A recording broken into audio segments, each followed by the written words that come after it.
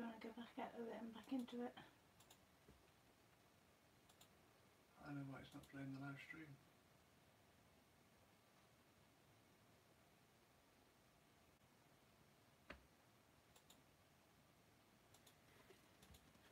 Let's go all public view. Okay, that's working. Okay.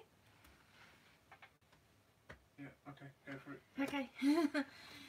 So now that Ian's figured that out, so I'm just opening a brand new box of Lightfast pencils. So inside you get your little leaflet with all your colours in. It's quite good at giving some combination ideas, isn't it? It's not your typical rainbow palette, so it's nice to see some inspiration in there. And I'm just going to delve right in.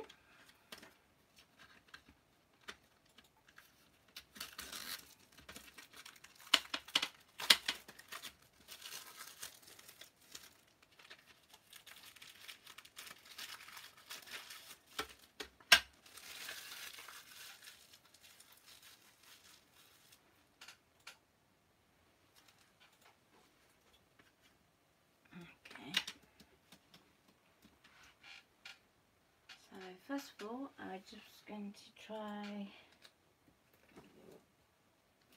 some nice white stamping card.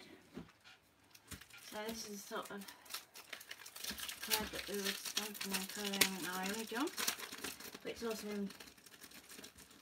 nice smooth, so we can see how much of a tufts that we need to actually get the colour off the pencil.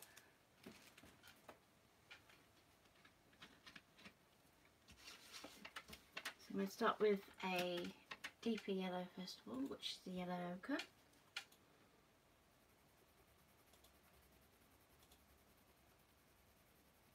So you can get a good flat layer of colour, and if we start to work into doing some gradients,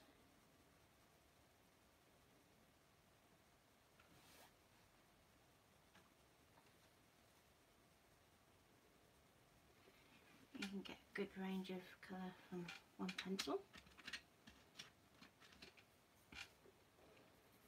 So now I'm on to the sun yellow, and you can see this is a really vibrant yellow.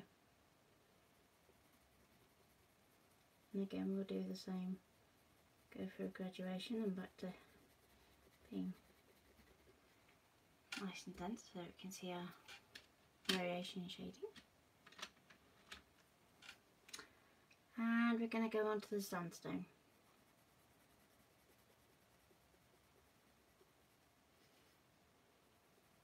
I really like the colours that we have in this little selection of pencils.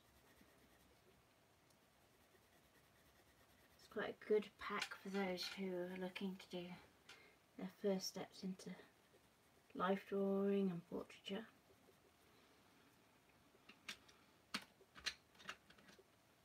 And now we're going to go on to the salmon.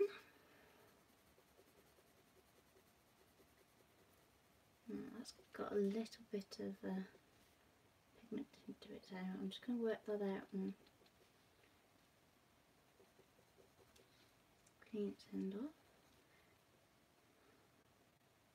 Okay, so if I start again, I should be able to get a bit of a truer reading of the colour. So again, start nice and heavy and lift out and back down. Because this is such a pale colour in the first place,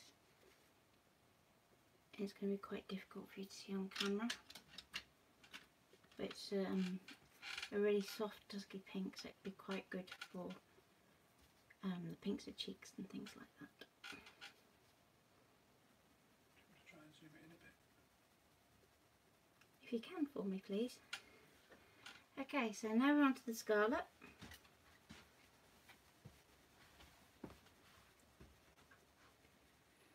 You can see this is really vivid colour. I'm trying to get it to go as light as possible.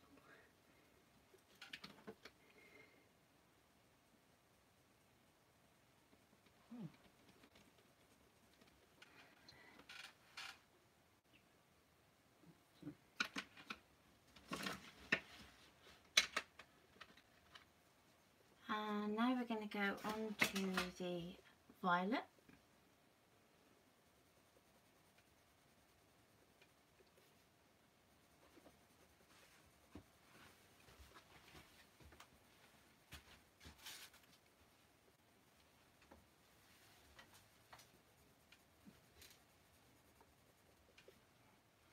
So again, you've got a broad range of tones, and the feel of these pencils is quite different to certainly the studios or the artists of old, but they certainly don't flake as much as a Coloursoft at all.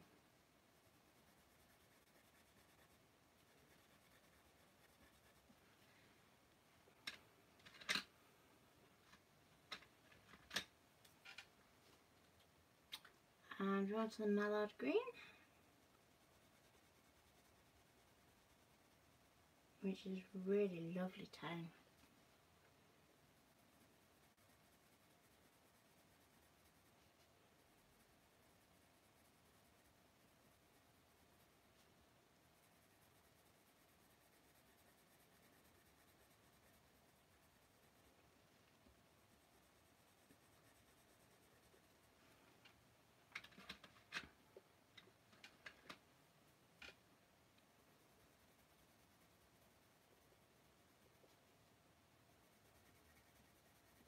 Now when it comes to using these, although I'm using these straight out the tin now, I'd recommend sharpening them first to get them how you need them to be, especially if you're doing a lot of smaller detail work.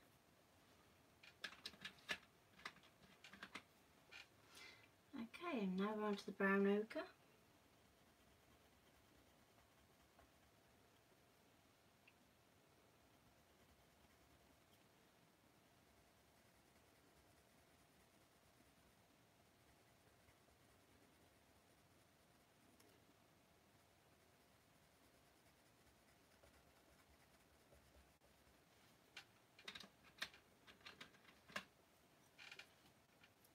And the black.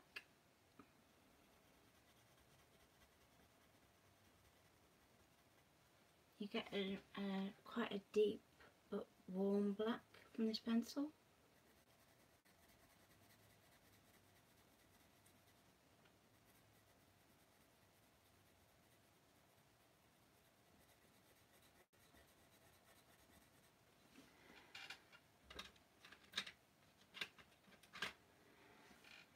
And finally you have white. Obviously on white paper that's not going to show very much. So the Lightfast pencils are designed to be longer lasting, so they're really good for if you're looking to sell your work and for it to have an archival quality.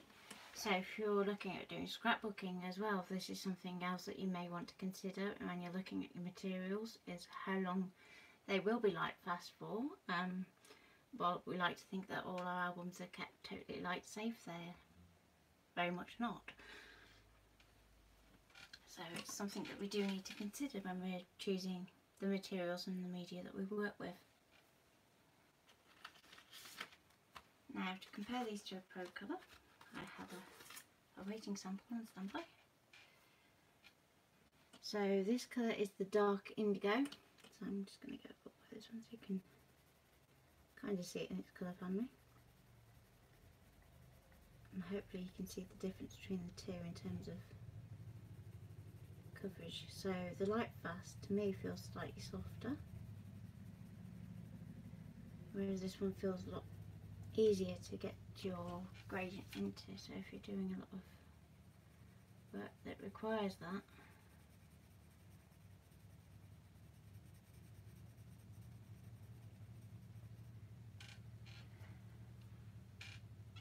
then those might be a good one for you to go for.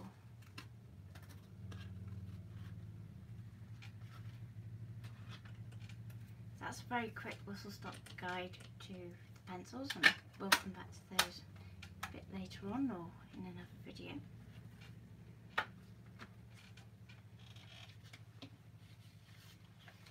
next thing I want to show you the precision pencil.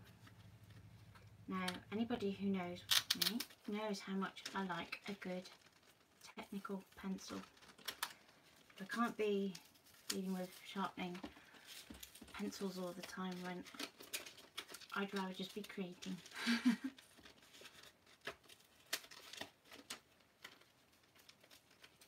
So the pack comes with leads, a few replacement erasers as well. So if you haven't got room for a separate eraser in your stash, that can be useful.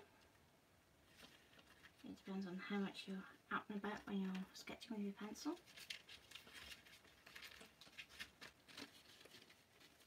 I tend to straddle both the art and the craft side of things, so everything I have has to be able to cope with both genres.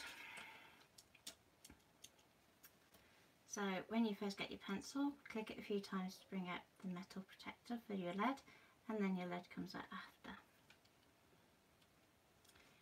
If you pull off the silver top, you'll find that you've already got an eraser in place.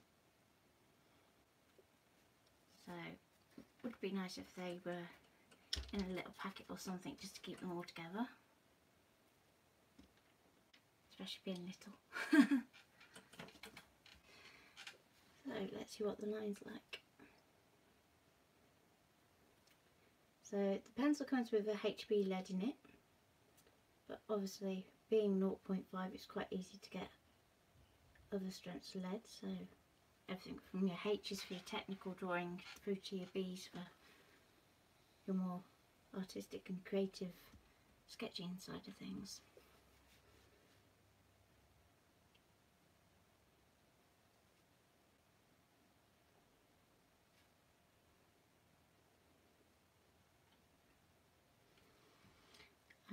The weight is very good. By comparison to the Kohinoor, it's a slight bit heavier, but obviously it is bigger as well. It feels like it has a good balance in the hand,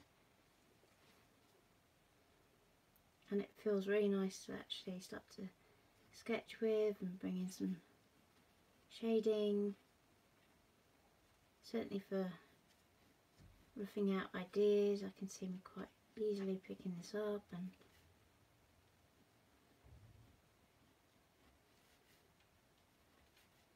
just kind of running with it.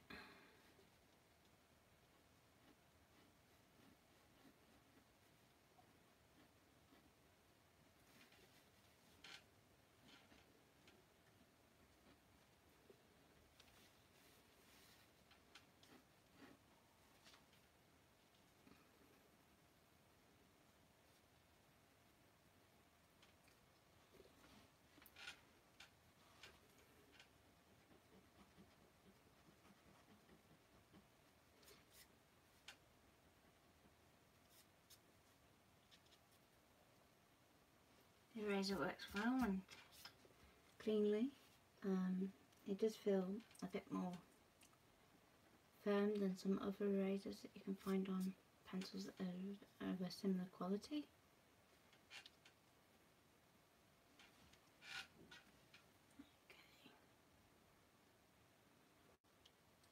Okay. And again, refilling your lid is very simple, so you just need to click it down and click it up. So that's the precision pencil. If you do have any questions, pop them in the live chat. Ian sat there very patiently. So the next thing I wanted to introduce you to, and the reason that I was kind of doodling on scrap piece of paper, is I have this new sketchbook, and it's very interesting. So if we go inside it, you don't just have plain paper, you've got squares, you've got isometrics, you've got honeycomb, and you've got dotted paper, which if you do a lot of journaling you'll be very familiar with. and then you have plain. Now what I like about this sketchbook is it gives you choices. So you could go for it like a normal sketchbook, as in going, that's page 1, that's page 2, so forth. Or you could literally jump through and go to the page that suits what you want to do. The other choice that you have is each page actually has a perforation. So if I fold this one back, you should be able to see. You have a perforation line down over a page, so it's easy to remove a page should you wish to without actually damaging the spine of your book. So if you have an off day and decide that you don't want to keep it in, you can take it out. Likewise, if you create a masterpiece that's worthy of Da Vinci, you can take it out and frame it. And I think this sketchbook, well, maybe not suitable for more purists, I think it has its place, certainly for those that have got the blank canvas syndrome, just getting you that first step into your drawing, but also for crafters who are looking for something different to use as a basis for their art journals. And the paper is a really good quality, it has a really smooth finish. So for those of you that do stamping and stenciling, you'll actually benefit from that surface. And it's actually, if I just check, it's 120 GSM thickness paper, and it's actually got marker paper in it, so if you want to use things like your alcohol markers, but beware that there may still be some bleed through, so I'd always advise erring on the side of caution and putting in a little piece of scrap paper. So if I take this off, just feed through the elastic, there we go.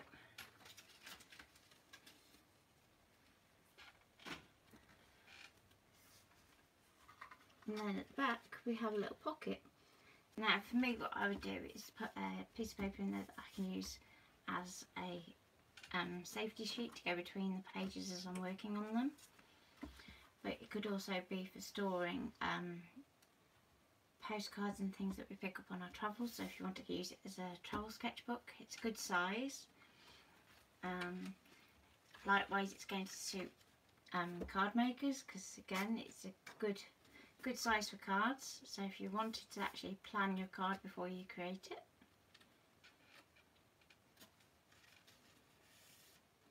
Not just because it has square paper, but because it gives you a different base to work on. And likewise, if you wanted to use it as a sort of memory keeping book, you can still do that, because you still have your ability to journal and include photos and everything else. So that's that. And next I want to introduce you to the Derwent line makers. So I'm just going to pull up a few different sizes so you can see the fineness that they go down to. So if I bring in a scrap piece of paper before we go to our nice sketchbook, we have the, I'm going to do this in kind of higgledy-piggledy order, 0.3. So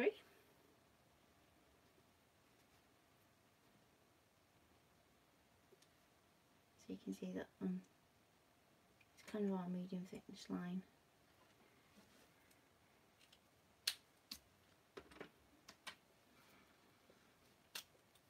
Next we have our 0.5, which is our biggest.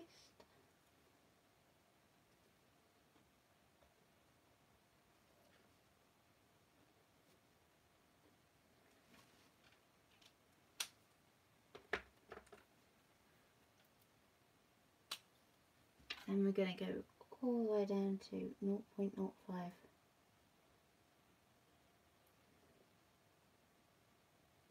This is a really fine line.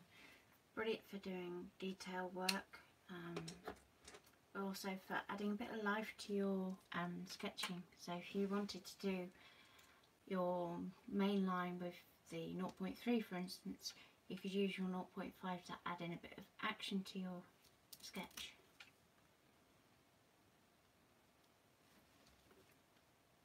This is the 0.1.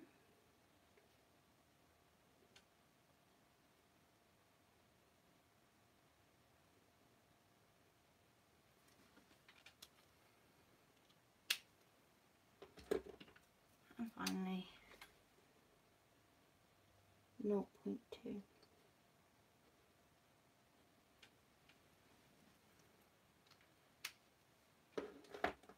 Now, one of the things about these slime markers in particular is that they are water soluble.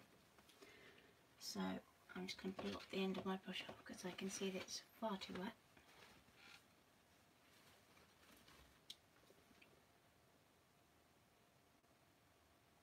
When we go to our line, we can actually start to use it as our ink. Obviously the quicker you do this after you've drawn it, the more of a blend you're going to get.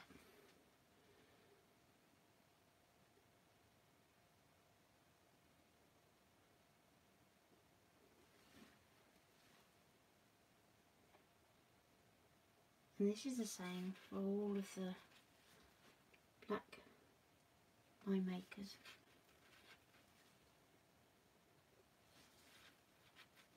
So that makes them quite versatile to have in your pencil case, especially if you're doing a lot of one pen sketching and drawing and painting. Now if we were to use those with alcohol markers, because I know somebody will ask, just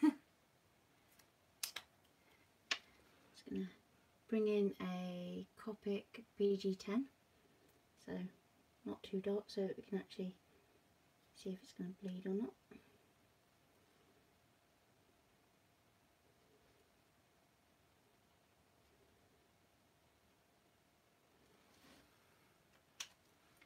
There you go. So if I try and bring that up to you a bit closer.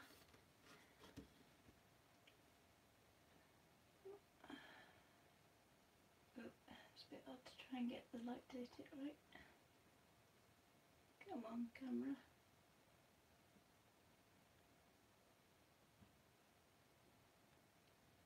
So you can see the bleed in the water and the no bleed in the alcohol.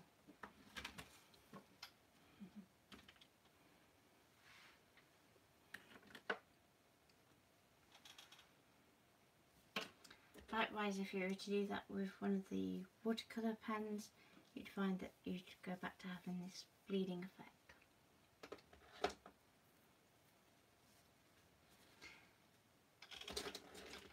The final product before we get started are the Derwent line painters. Now these are a totally different beast. So they may look similar but they don't act the same. For starters, it's a paint pen, so you do need to shake it, and if it's brand new then you will need to prime it as well.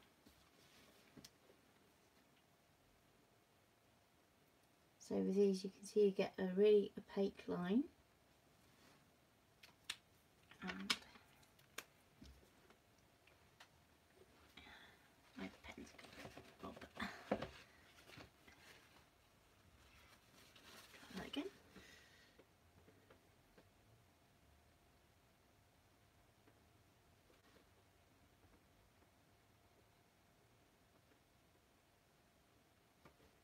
You can start to bring out some of your colour. Now the amount that will bleed will depend upon the card that you're using it on. If you're using it on watercolour paper, you'll have much better results when you come to actually blending these. Whereas because we're doing this on stamping card, it's kind of got that shine to it, so it's going to sit a bit more opaquely on the card rather than bleeding. Oh, and once they're dry, they're permanent. Thank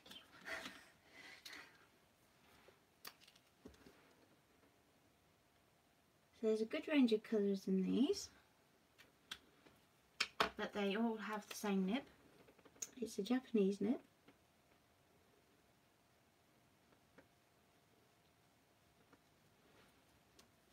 And you can also work wet with them as well and get some interesting effects.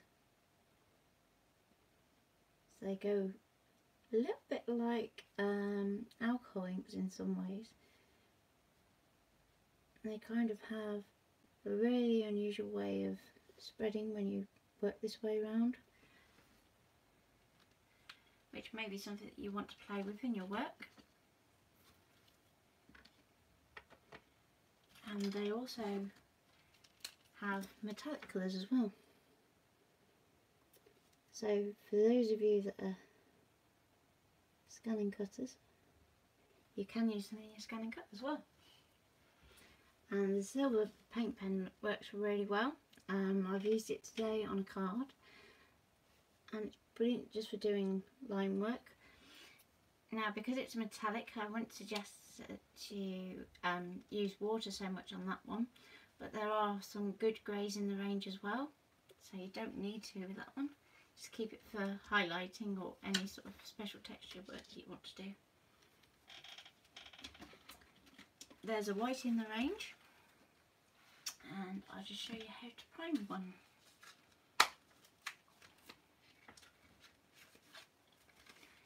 So when you get them, they're individually wrapped and they have a shelf life of about 18 months.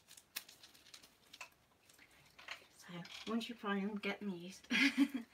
Don't do what I do, prime them and leave them for months on end. Okay, so when you first take the lid off, you'll see that the nib is still white. So firmly attach the lid, give it a good shake.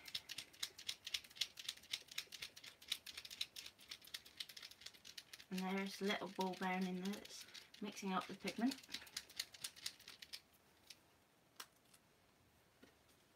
And you're going to press down on the nib. I always wait a couple of seconds between each press just to see when the ink will start to flow. And it doesn't take many at all. So that was 2 pumps and we've already got a good flow of ink all around our nib. So then we can start to actually work with it onto our paper. Likewise.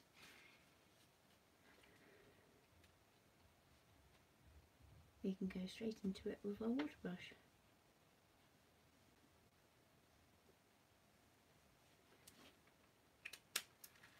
And if you want to, you can always go back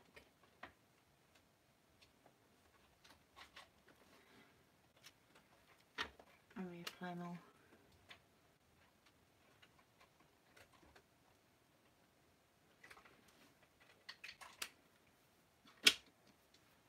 So let's see how our new sketchbook copes with all these different materials.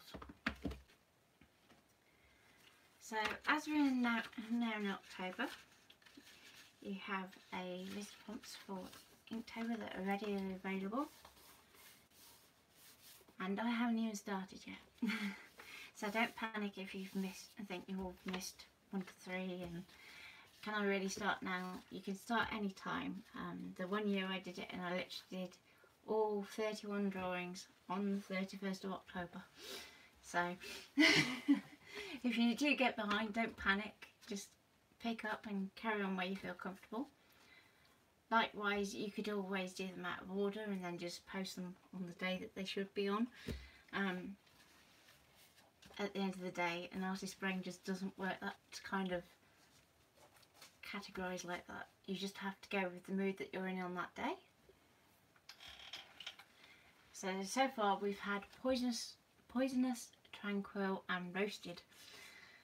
So like I said, you could start by going through your sketchbook, so you've done 1, 2, 3, but I think you'd kind of almost get bored of doing it that way, because then you're going, right, I've got 2 days in a row with the same background. So for me, I'm going to kind of go a bit more random, so that I actually pick the background that goes with the topic that I'm looking at. So which one shall I go for today?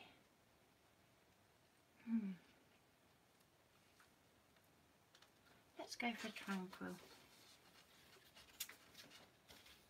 And which page? I think I'm going to go for the honeycomb one. I've got a bit of a honeycomb thing going on at the minute. So I'm going to start off with my pencil. And I'm going to work with the texture rather than try and just create over the top of it. So I'm going to start off by drawing a little fuzzy bee.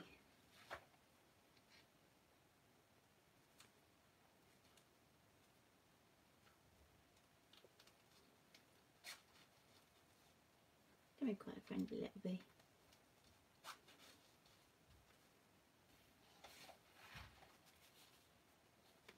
Now bees have little tiny wings.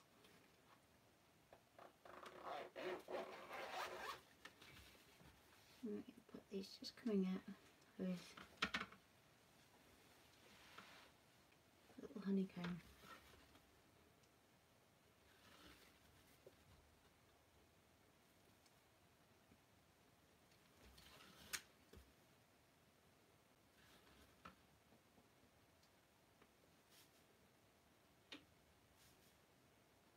And I don't want to do the whole page because that'd be kind of boring. So I'm just going to pick out just a few bits around our little bee. And he's going to be heading towards a little flower. Now you could work with it and create a little flower out of your honeycomb, or you can be a bit more artistic and do a rendering of a flower. So in this instance, just going to work out roughly where I want my flower to start.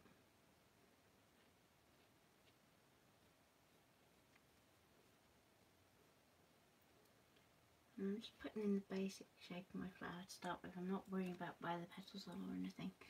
It's just to give me a basis to work to.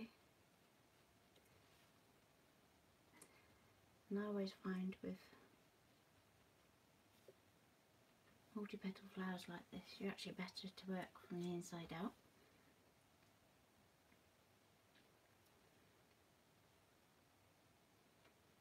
So I just want to start to suggest a bit of a shape to our petals.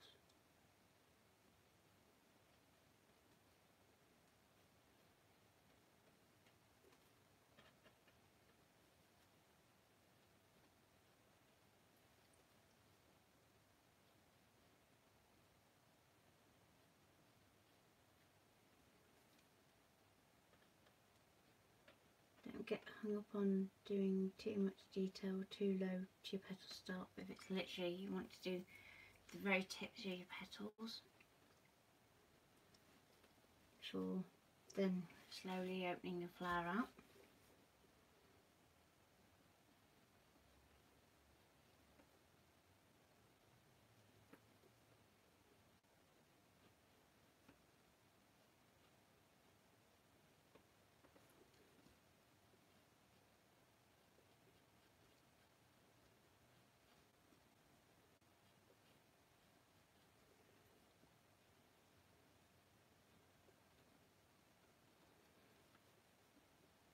And then you want to think about, well, how is my flower going to finish it off? So you want to create a cup for your bowl of your flower to sit into. It's then going to lead into a little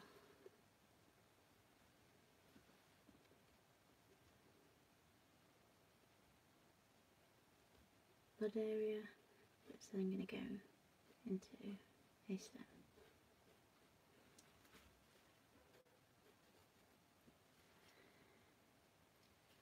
And at this point you can then start to go, well, actually that needs to come out more like so. And this is where you can and go, right, okay, maybe there's going to be another petal in here that's kind of obscuring that little section just there.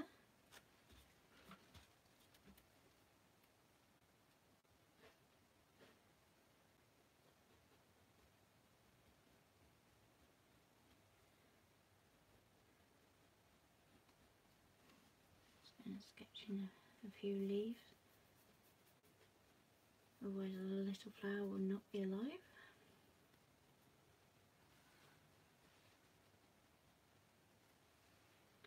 And then there might be another little fuzzy bee.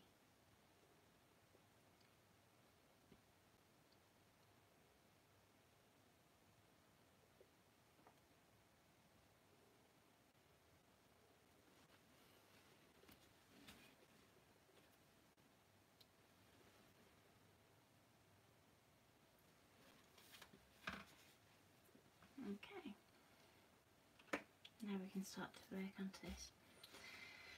Now, Inktober, the rules are it should be one pen only, but you don't have to stick to the rules. The choice is yours at the end of the day. If you suddenly find that you want to add some colour to bring some element of your painting to life, or to bring it further in line with the prompt, to me that is absolutely fine. So I'm just going to start by sketching in some of the bolder areas. So I've got a 0.5 line maker.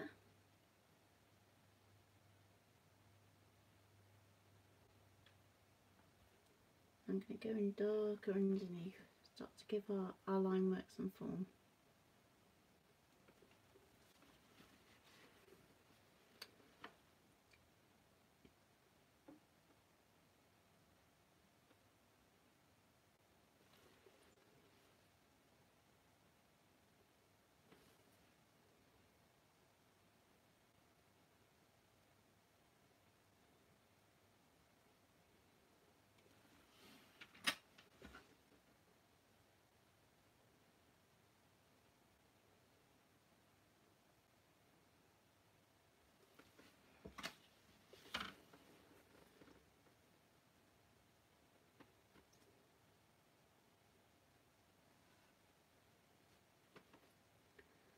I'm just doing this in the areas where the shadows would naturally fall.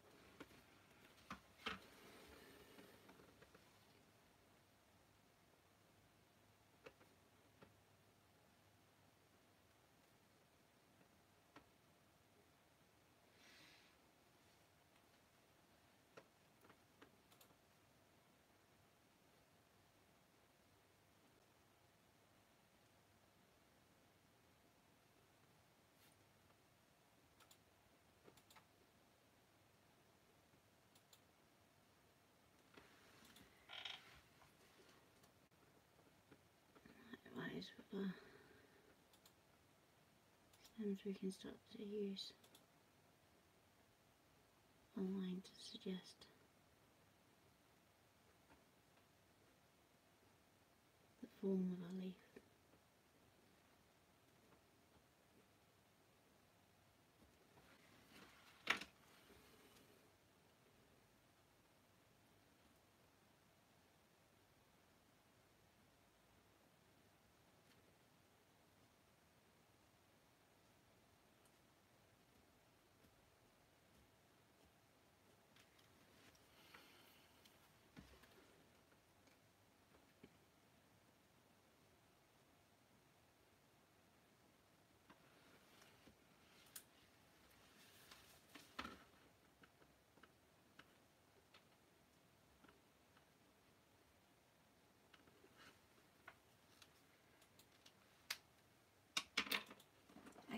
From there I'm going to take quite a jump down, and I'm going to go to a 0.2.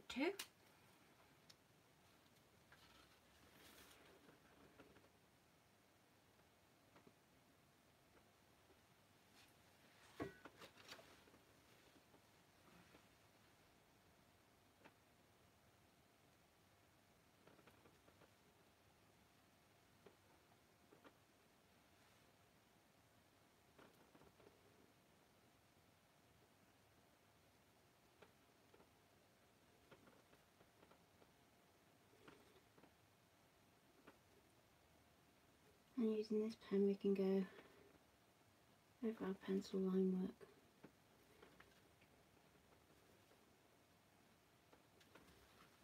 Just tidying up our line, but also we can start to add in little amounts of detail, so suggesting the walls of our honeycomb.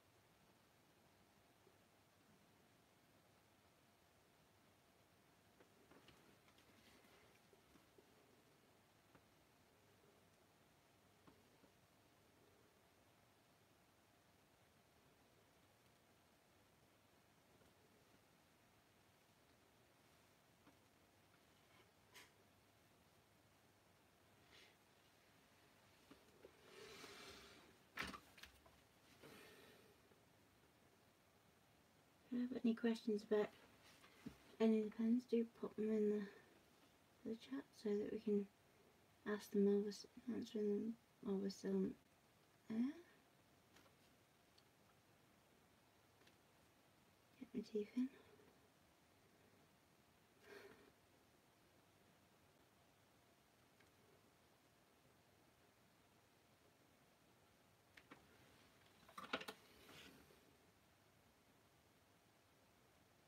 You can also use your 0.2 just to tidy up any joins between the two pens.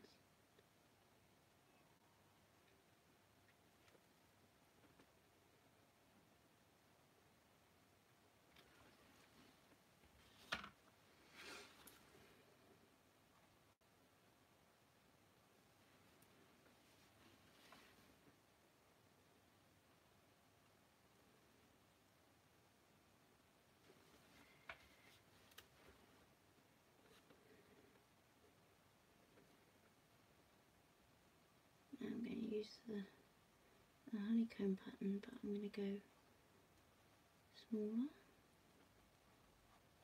and actually start to mimic it a bit.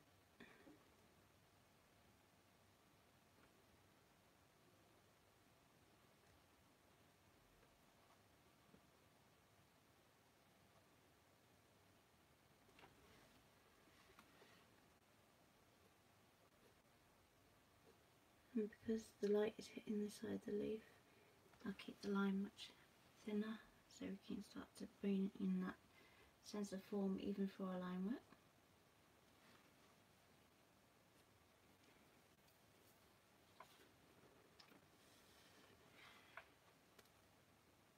And one thing you do want to do is make sure that that is dry before you then try and erase it. So I'm just going to blot it just in case for starters.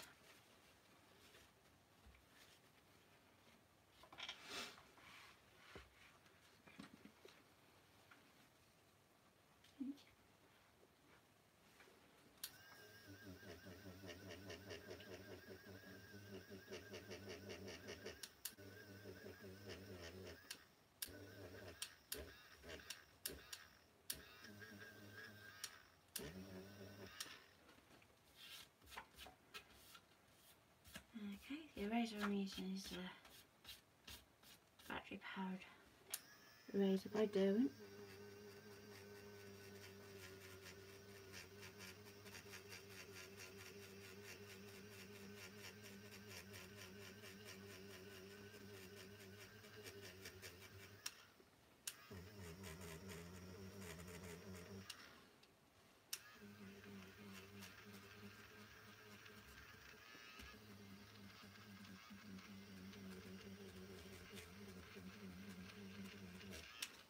What I'm doing is literally just tidying up my line so I can see if there's any spaces that I've missed or that I need to revisit.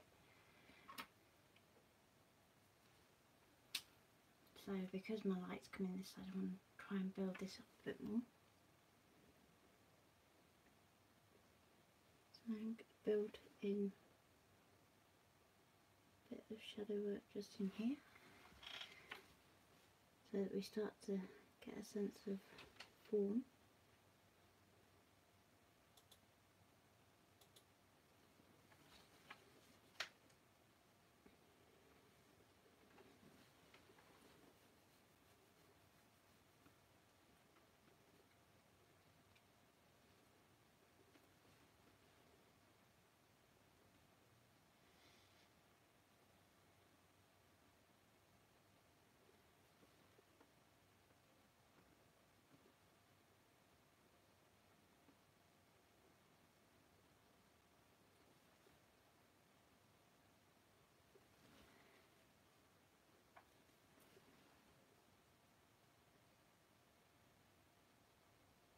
Those bits are going to pop back in. I'm just going to build up that area just there, just to give that sense of it receding.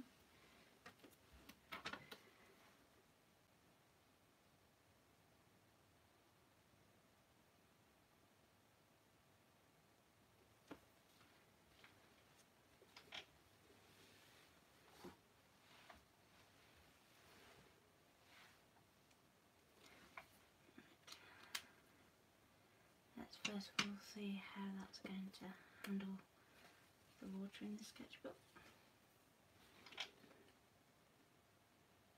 So I'm just dodging my brush off a little. This one's a bit mad, so it does like to flood.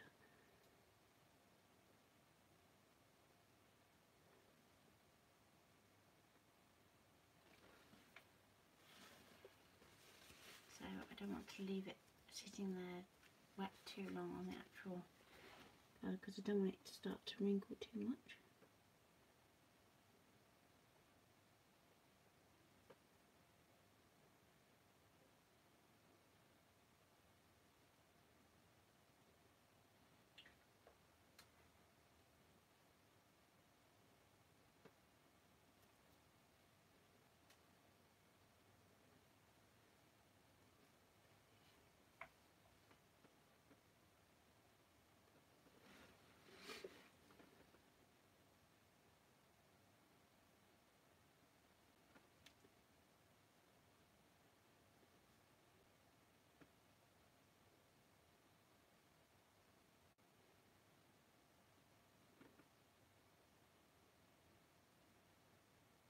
You just want to keep your highlights on the sections that are facing most upwards and most like to catch the light.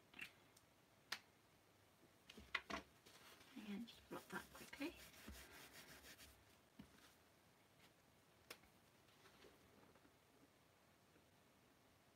So I'm just going to quickly go over this area just to give it a bit of tone to put underneath the next layer.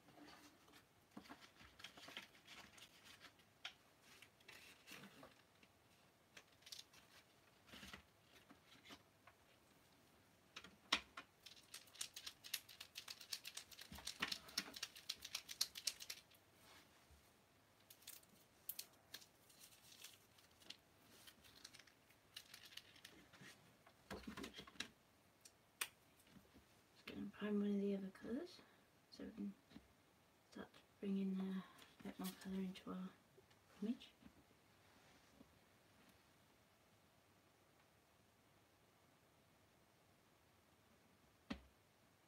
There we go.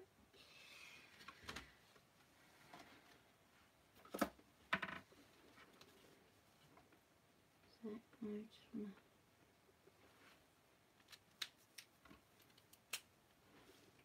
to go straight in.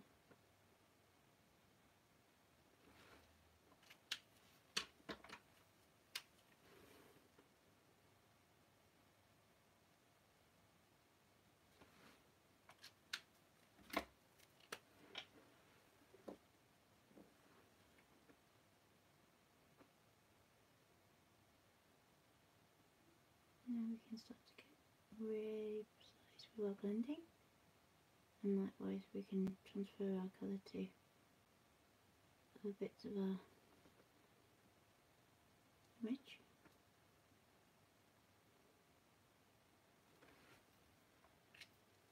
So it just needs a little bit more tone in it. We can work into it.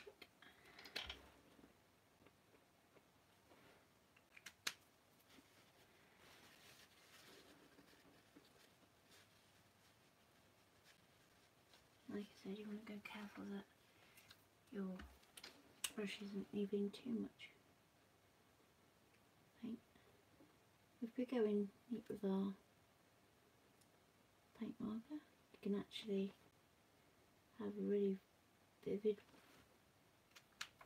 dash of colour.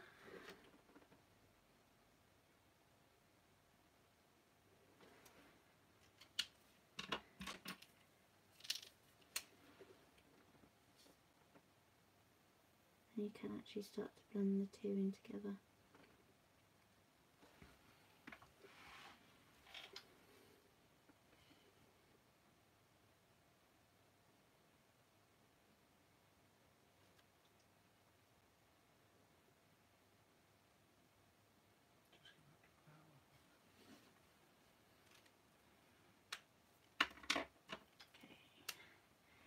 So behind my B, I'm going to put it into the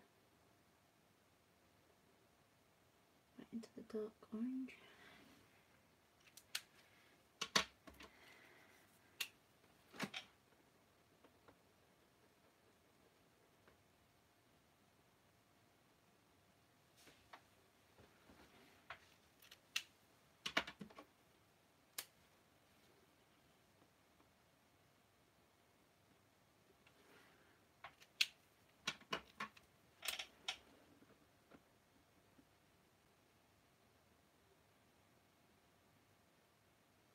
I do really like the colour of these paint pens. It's nice and vivid, but it's also really opaque. So if we go over, you can see that it's cockled a little bit from the water, but in terms of the actual colour, there's very little bleed through. Oh. So then if we go to, let's see,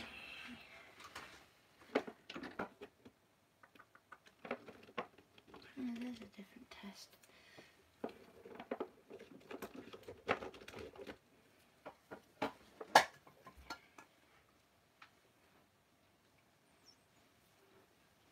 Here I have a couple of pigment markers, so I'm going to go straight in with those and see how they compare.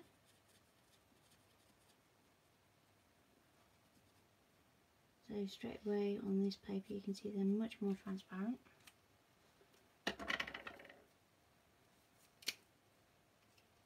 Double in.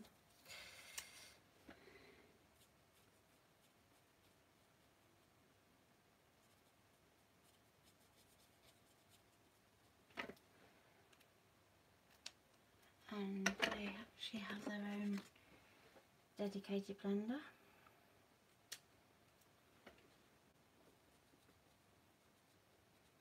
Actually it has two, so this one's the clear, but you can also get a white blender for them as well. So those don't coat so well on that particular paper, so they probably won't be something I'd revisit again on in that sketchbook.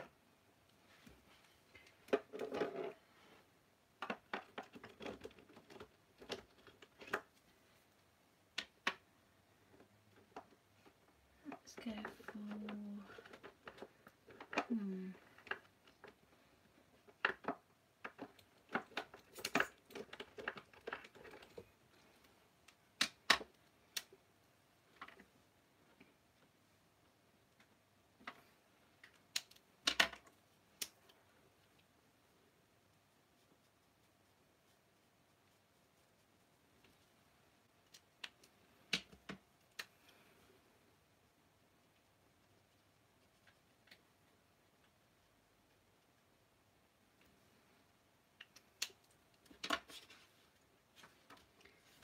so we can see that we're starting to get bleed through from the alcohol markers.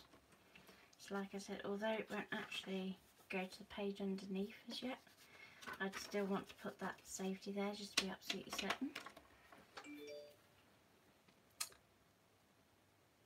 And if I can find some aqua markers, I can try those.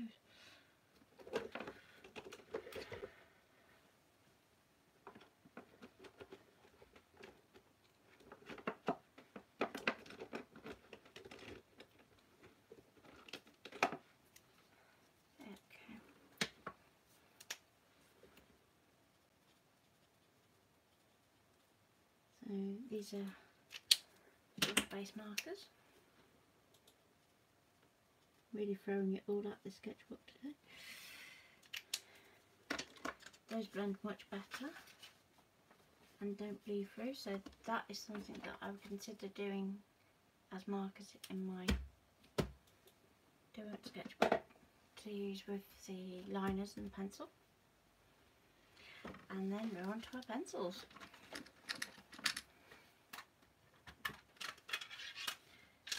So the main reason I want to move to pencils is I want to compare how well the sketchbook takes colour as opposed to say something like this stamping card. So if we were to go back to our sandstone,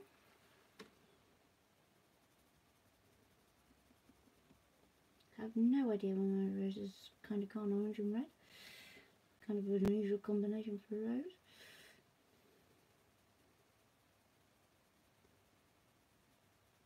First thing I note is you're having to press quite hard to get some colour transfer. I'm going to try over here in a minute and just see whether that's because the paper's been wet.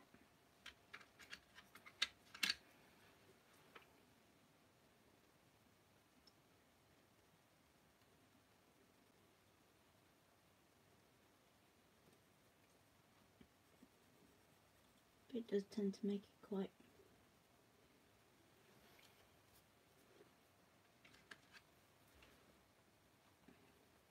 hard to get a nice soft blend. So I don't think that's the technique that I'd use again, so if I do it over here, just to give it a go.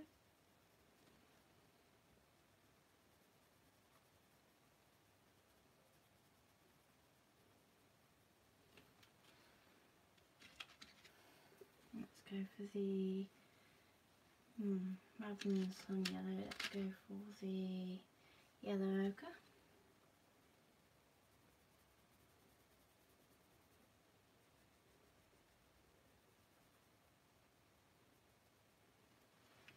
I don't think it's necessarily the best pad for these pencils, and you really need to experiment with finding a sketchbook that you're happy with to use these, I think.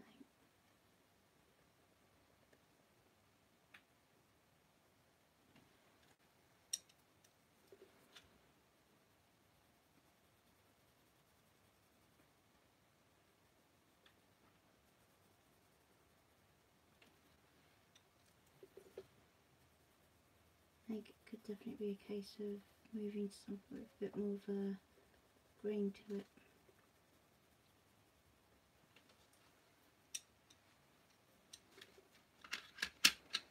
Okay, so as an initial test we've kind of gone through most of the materials that we've kind of seen today, and I'm going to go away and have a play with some other pencils and report back to you via our social media. So you can follow us on Facebook at Planner Craft. You can follow us on Instagram, and don't forget to like and subscribe. Hope to see you soon. Bye.